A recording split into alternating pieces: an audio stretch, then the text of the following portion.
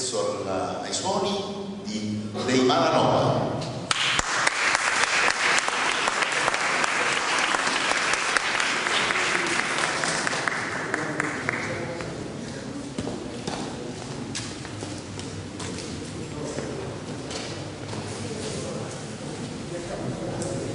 La Sicilia è una terra fantastica e fantastiche sono anche le storie che si raccontano in Sicilia. Diciamo una verità, a Niace siciliano, quando ne contiamo i fatti, la fantasia proprio non ne manca. Una cosa che è tanta, la facciamo diventare tanta.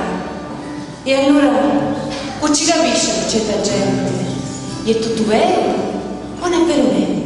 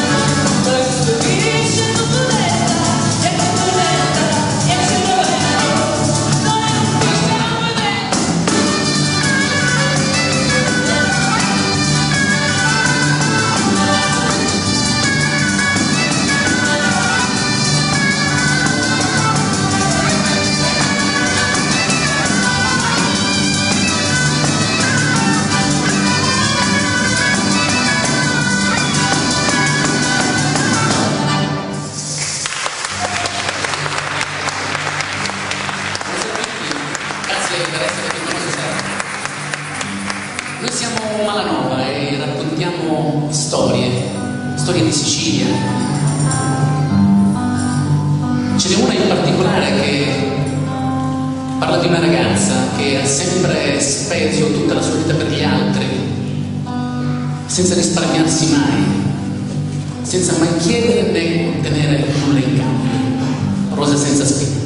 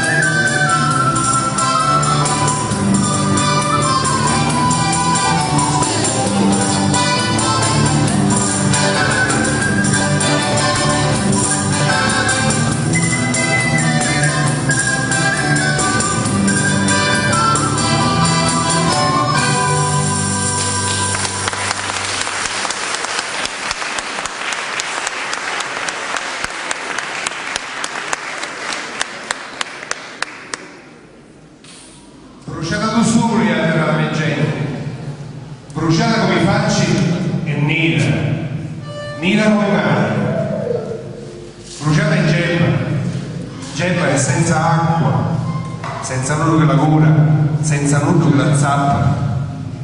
E sta terra resta sola e piglia fuoco e niente resta, solo secco e brosca morte.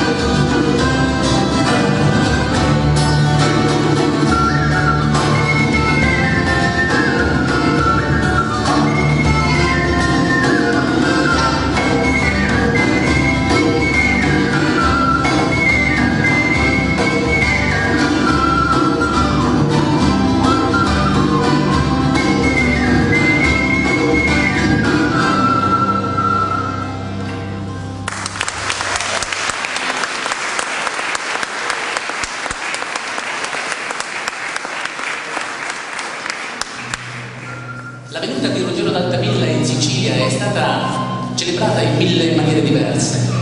Ne hanno raccontato i cantastorie, ne hanno parlato i poeti.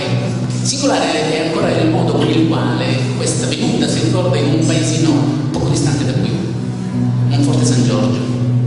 Per 20 giorni, dal 20 di gennaio al 5 di febbraio, quindi per 15 giorni, un campanaro e un tamburino si ritrovano sotto la chiesa di Sant'Agata, ne risalgono il campanile e danno vita ad un insieme di 35 riti diversi con campane e tamburo che stanno a significare l'arrivo dei Normanni di Ruggero e la smarmata dei Saraceni.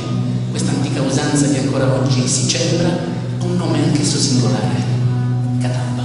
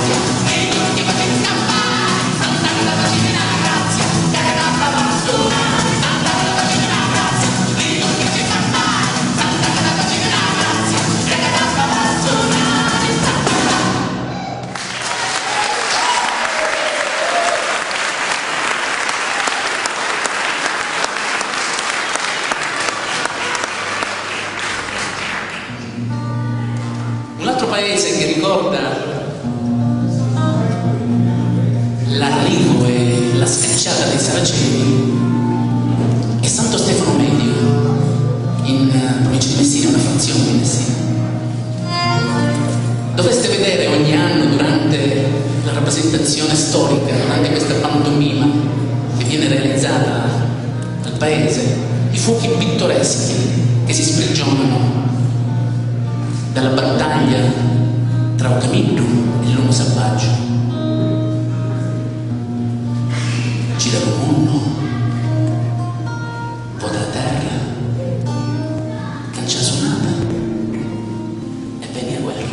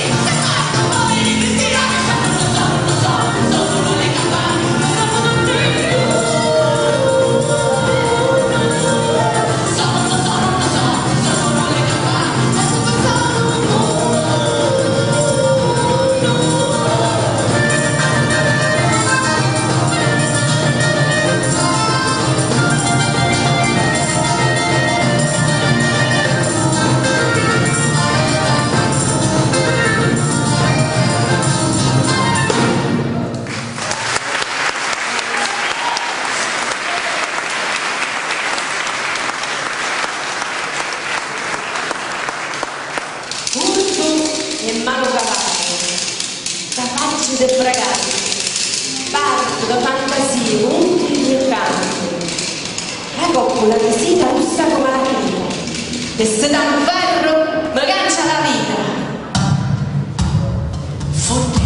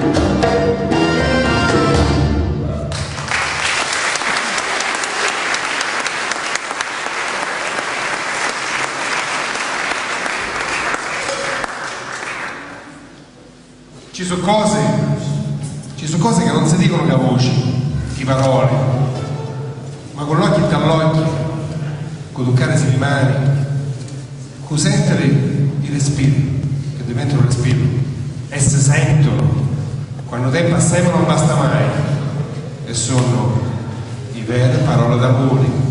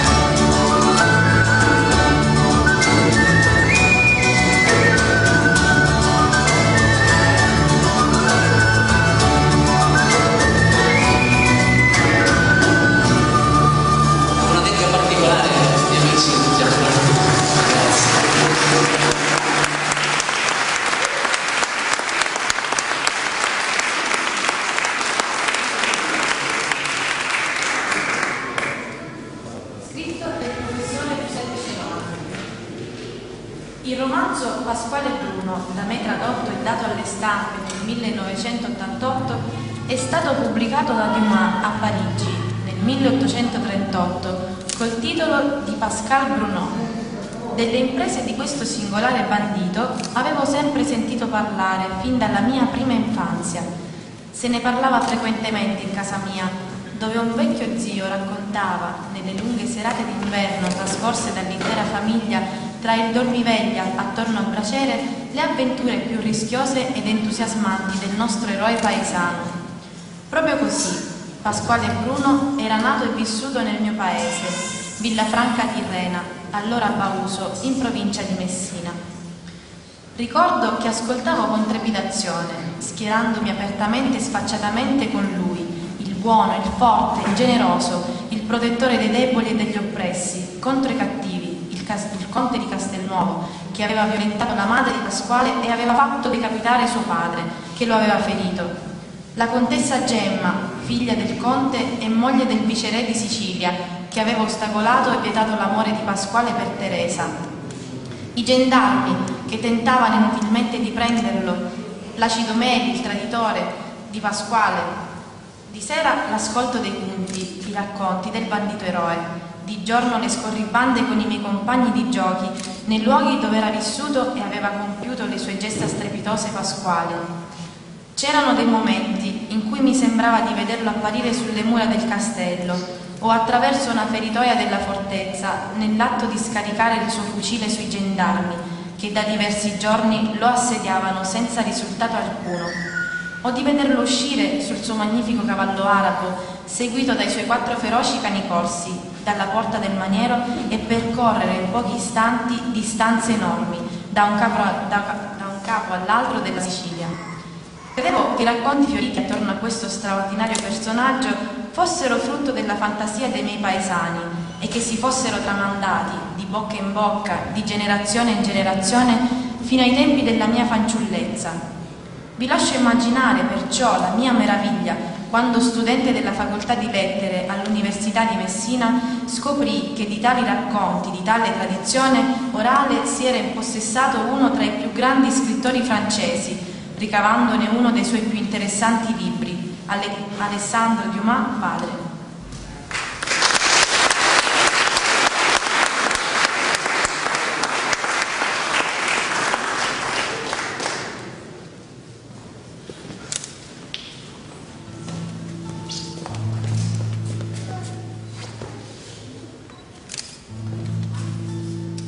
Ascoltate, mi disse Bellini, non dimenticate di fare una cosa quando andrete da Palermo a Messina per mare o per terra. Fermatevi al piccolo villaggio di Bauso, vicino al promontorio di Capobianco. Di fronte ad una locanda troverete una strada in salita delimitata a destra da un piccolo castello a forma di cittadella. Alle mura di quel castello vi sono 2 gabbie, una di esse vuota, nell'altra biancheggia da 20 anni una testa di morto. Domandate al primo viandante che incontrerete la storia dell'uomo a cui appartenne quella testa e avrete uno di quei racconti completi che dipingono tutta una società, dalla montagna alla città, dal contadino al gran signore. Ma, risposi a Bellini, non potreste raccontarci voi stesso questa storia? Dal modo in cui ne parlate si vede che ne avete conservato un profondo ricordo. Non chiederei di meglio, mi disse, perché Pasquale Bruno, che ne è l'eroe, è morto proprio l'anno della mia nascita e io sono stato cullato fin dalla più tenera età da questa tradizione popolare ancora oggi viva, ne sono sicuro. Ebbene sia, rispose Bellini porgendomi la mano, ma ad una condizione. Quale? Dissi io.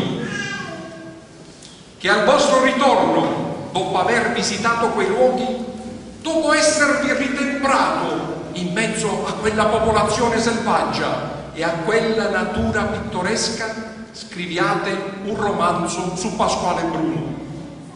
Per Dio, d'accordo, esclamai, tendendogli la mano. E Bellini raccontò la storia che state per ascoltare. 6 mesi dopo partii per l'Italia, visitai la Calabria, sbarcai in Sicilia.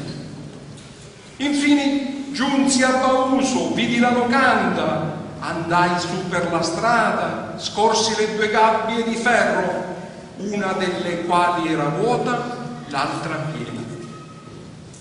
Dopo un anno di assenza ritornai a Parigi. Ricordandomi dell'impegno preso e della promessa da adempiere, cercai Bellini. Trovai solo una tomba. Alexandre Dumas.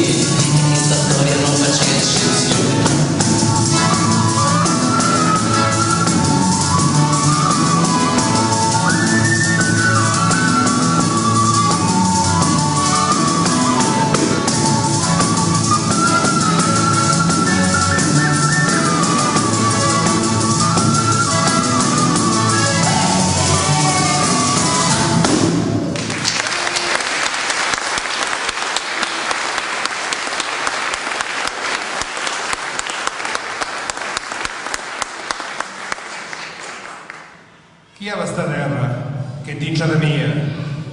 Casetto scuro e te vini. Chi ha che non si può canciare? Chi ha che non si vuole e non si può scudare? Chi ha questa terra? Sarà che sta terra è a me terra.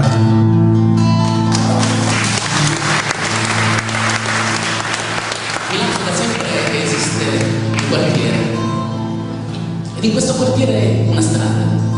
A 2 passi da questa strada, proprio a ridosso del castello e a picco sul mare, una grotta. Grotta polifenica, perché pare che un tempo questa grotta abbia vissuto un terribile ciclope. Quella che facciamo ascoltare adesso è la storia di Polifemo e Ulisse.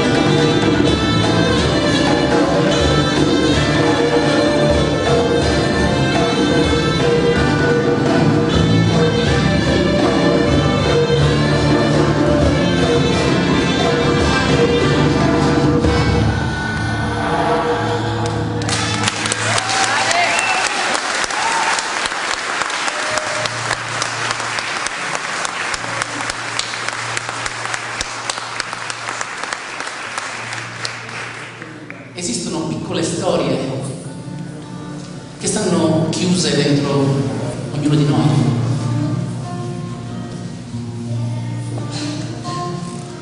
Di quelle che a volte si fa proprio fatica a tirarle fuori. E possono essere raccontate forse solo tramite una canzone. Bene, questa è una di quelle.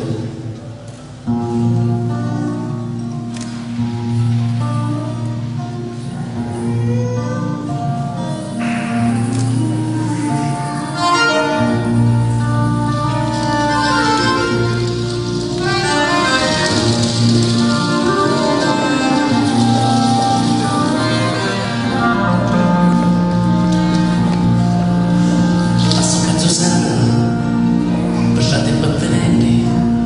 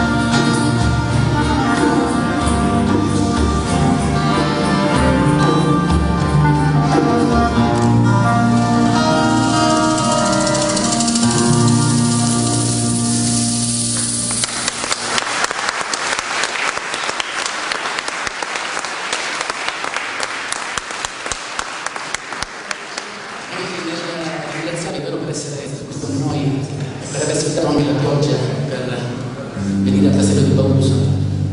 Prima di lasciarvi vorrei presentarvi i ragazzi che hanno suonato per voi stasera.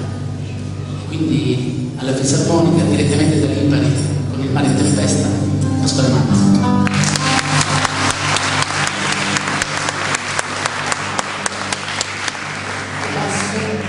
Stefano Bonni Bonanno.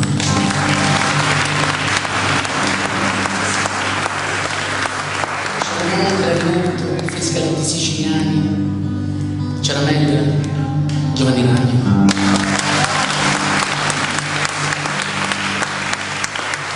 Ciambelle Campanella, Tamborelli Siciliani, Caramelle, Cioccolatini, Davide Campagna.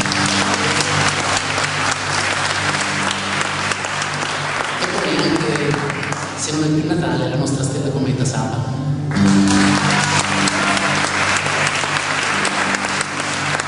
Voce chitarre, Pietro Melodia. Poi una figura che non c'è, ma non si vede, la nostra protezione artistica, il boss.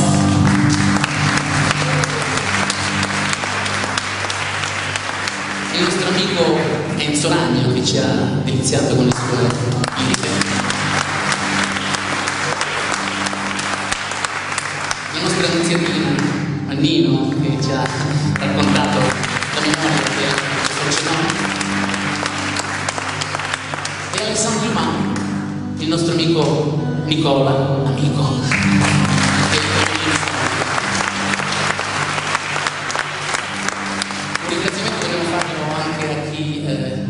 Si è speso tanto per organizzare queste serate e ha fatto in modo che a costo zero si riuscisse a fare una settimana proprio di musica ed altro qui al Castello di Pauso, e quindi io ringrazio personalmente a nome di tutto il gruppo Franco Venuto, tutta l'organizzazione di La Franco e la sovrintendenza dei beni culturali. Il nostro amico Tanano ci sta aiutando meravigliosamente con lo spirito. E l'ultimo voi che siete stati pazientemente ad ascoltarci fino alla fine. Grazie.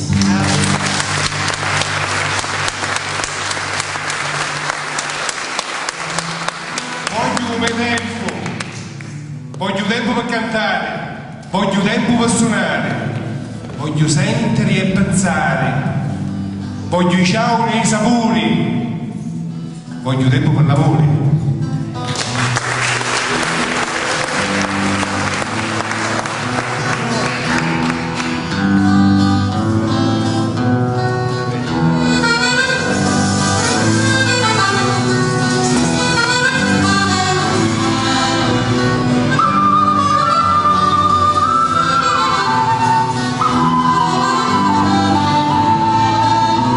Quando mi va di là mi faccio